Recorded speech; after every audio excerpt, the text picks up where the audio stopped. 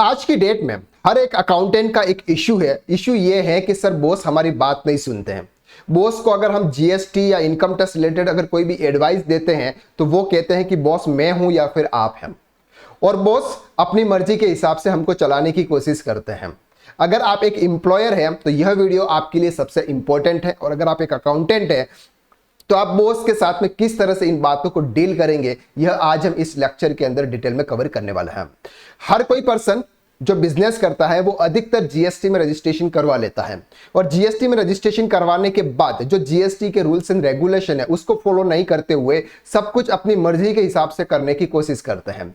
बाद में जब कोई नोटिस आता है या फिर कोई प्रॉब्लम्स होती है तब वो पछताते रहते हैं। तो आज के इस लेक्चर के अंदर वो कौन कौन सी मिस्टेक है जो एक रजिस्टर्ड डीलर को नहीं करनी चाहिए, या फिर एक अकाउंटेंट अगर आपको समझा रहा है तो उन बातों को आपको समझना है, और वो कौन सी बातें हैं आज हम इस लेक्चर के अंदर डिटेल में कवर करते हैं। सबसे पहला जो पॉइंट आता है वो आता है सर पर्सनल एक्सपेंसेस का इनपुट टैक्स क्रेडिट लेना। एक एम्प्लॉयर ने अपने पर्सनल रिलेटेड कुछ एक्सपेंसेस किए, जैसे फॉर एग्जांपल घर का उन्होंने फ्रिज परचेज किया, घर के लिए किसी बेटी या बेटे के लिए कोई मोबाइल लेके आए, या फिर और बहुत सारी चीजें परचेज की, और वो बिल ले लेते हैं अपने फर्म के नाम से। जब फर्म के नाम से बिल लेते हैं तो उनके जीएसटीआर 2B के अंदर वो आईटीसी दिखती है, और जब जीएसटीआर 2B के अंदर वो आईटीसी आती है तब एम्प्लॉय को पता चलता है, यानी कि अकाउंटेंट को पता चलता है, और अकाउंटेंट फिर बोलता है कि सर ये जो चीज ली है ये बिजनेस के लिए नहीं है, ये अपनी पर्सनल है और आप इसका इनपुट टैक्स क्रेडिट नहीं ले सकते। तब बॉस बोलते हैं कि आप तो इनपुट टैक्स क्रेडिट ले लो, बाद में जो भी हो देखा जाएगा। तो छोटे से अमाउंट को इनपुट टैक्स क्रेडिट के लिए रूल्स को यहां पर ब्रेक कर रहे हैं। यानी कि अल्टीमेटली ये है कि अगर कोई भी पर्सनल चीज अगर आप परचेज कर रहे हैं उस पर आप जो भी जीएसटी पे कर रहे हैं उसका आप आईटीसी नहीं ले सकते, लेकिन बॉस के कहने पर अकाउंटेंट उसका आईटीसी ले लेते हैं। फिर बाद में अगर डिपार्टमेंट की तरफ से नोटिस आते हैं या कुछ भी इश्यूज होता है फिर वही बॉस अकाउंटेंट के ऊपर पड़ते हैं कि मैंने तो बोल दिया था लेकिन आपको समझ नहीं पड़ रही थी। तो आपको यह ध्यान रखना है कि अगर कोई बॉस या फिर एम्प्लॉयर अपने पर्सनल कुछ भी चीजें परचेज कर रहे हैं और उस पर अगर वो जीएसटी पे कर रहे हैं और उस जीएसटी का जो बिल है वो अपनी फर्म के नाम पे ले रहे हैं और जीएसटीआर 2B में दिख रहा है, तो उस आईटीसी को आपको परमानेंटली रिवर्स कर देना है और उस आईटीसी को आप जीएसटीआर 3B में अवेल नहीं कर सकते। सेकंड बात आती है सर क्लोजिंग स्टॉक को बढ़ावा करना। यानी कि अगर हम कोई भी गुड्स परचेज करते हैं और गुड्स परचेज करने के बाद हम उसको सेल्स करना पड़ता है, ये कंपलसरी है, लेकिन बहुत सारे पर्सन्स क्या करते हैं सर जीएसटी बचाने के लिए 2 नंबर में सेल कर देते हैं। परचेज 1 नंबर में करते हैं, सेल्स 2 नंबर में करते हैं। जब परचेज आप 1 नंबर में कर रहे हो ये तो आपके जीएसटीआर 2B के अंदर आ जाता है और आपको आपकी बुक्स में प्रॉपर तरीके से रिकॉर्ड करना होता है। लेकिन जब आप सेल्स 2 नंबर में कर रहे हो इसका मतलब यह है कि सेल्स आपका नहीं हो रहा है।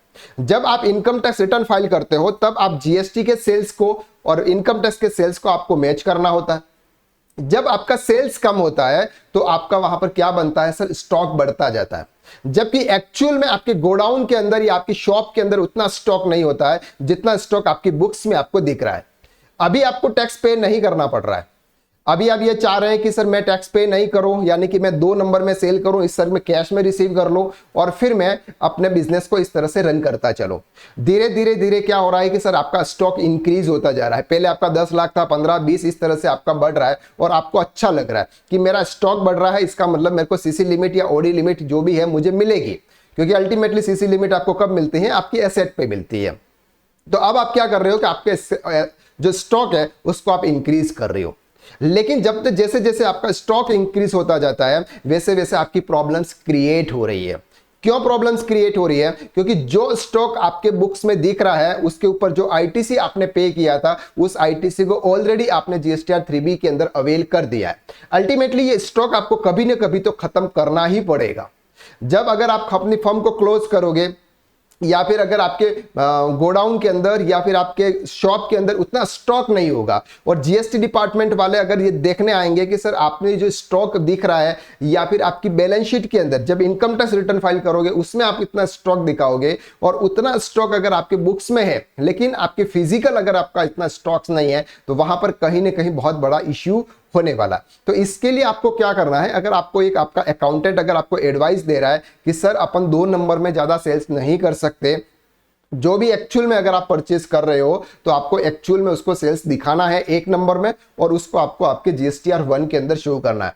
अगर आप प्रॉपर तरीके से इस तरह से अगर आपको अकाउंट्स मेंटेन करते हो तो आपका जो स्टॉक है वो धीरे धीरे धीरे आपका कम होता जाएगा। अदरवाइज क्या होगा सर, आपका जो भी स्टॉक आपके पास में है कभी ना कभी तो उस पर आपको टैक्स पे करना ही पड़ेगा। आप ये नहीं सोचे कि अभी मैं टैक्स पे नहीं कर रहा हूं इसका मतलब मेरे को फ्यूचर में कभी टैक्स पे नहीं करना पड़ेगा।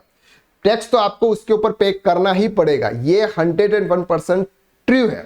आप इस चीज को अवॉइड नहीं कर सकते।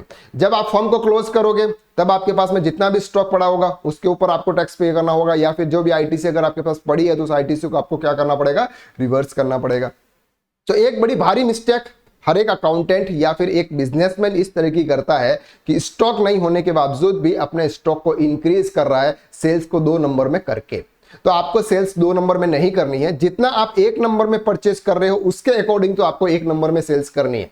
अगर आप 2 नंबर का काम कर रहे हो तो आप परचेस भी 2 नंबर में करो, परचेस भी आप कैश में करो, बुक्स में लो ही मत, जीएसटीआर 2B के अंदर उसका आईटीसी लो ही मत, तो आप सेल्स भी आप 2 नंबर में कर सकते हो। लेकिन अगर आप परचेज अगर 1 नंबर में कर रहे हो तो सेल्स भी आपको 1 नंबर में ही करनी है। ये मिस्टेक बहुत सारे पर्संस कर रहे हैं और मेरे पास में बहुत सारी इस तरह की क्वेरीज आती है कि सर हमारा स्टॉक इतना बढ़ गया है, हम इसको किस तरह से सॉल्व करें।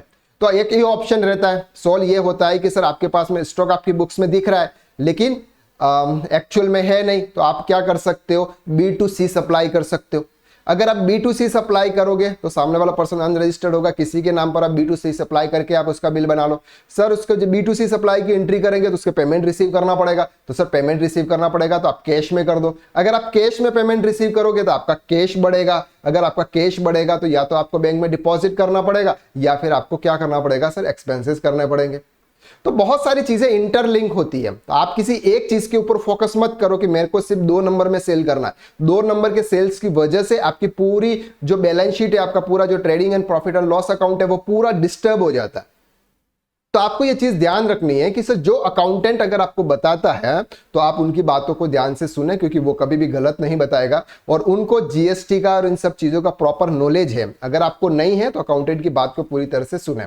अगर आप एक अकाउंटेंट है, अपने ओनर को अगर आप प्रॉपर तरीके से नहीं समझा पा रहे तो आपको समझाना पड़ेगा। अगर आपको पता है कि सर इसकी वजह से मिस्टेक हो रही है, इसकी वजह से मेरे ओनर को फ्यूचर में प्रॉब्लम्स क्रिएट हो सकती है, तो आपको उनको समझाना है। अगर वो उस समय डांट भी दे तो भी उनकी बातों को समझाना है, उनकी बात को गुस्सा नहीं करना है और प्रॉपर उनकी बातों को समझना और समझाना है। तो इन चीजों को आपको ध्यान रखना है कि एक, आपको पर्सनल एक्सपेंसेस का इनपुट टैक्स क्रेडिट नहीं लेना है। दूसरा, 2 नंबर में सेल्स करके अपने स्टॉक को नहीं बढ़ाना है। बहुत सारे पर्सन ओडी और सीसी लिमिट लेने के लिए भी अपने स्टॉक को इंक्रीज कर देते हैं। क्लियर है? तो ये चीज आपको ध्यान रखनी है। आई होप कि इस वीडियो से आपको बहुत सारी इंफॉर्मेशन मिली होगी जो कि एक प्रैक्टिकल लाइफ के अंदर इंप्लीमेंट होती है। तो आज के लिए बस इतना, नेक्स्ट वीडियो में हम फिर मुलाकात करते हैं। तब तक के लिए थैंक यू सो मच। अगर ये वीडियो आपको अच्छा लगा तो वीडियो को आप लाइक जरूर कीजिएगा, शेयर कीजिएगा और चैनल पर नए हैं तो चैनल को आप सब्सक्राइब कर दीजिए। तो आज के लिए बस इतना, नेक्स्ट वीडियो में फिर मुलाकात करते हैं। तब तक के लिए थैंक यू सो मच।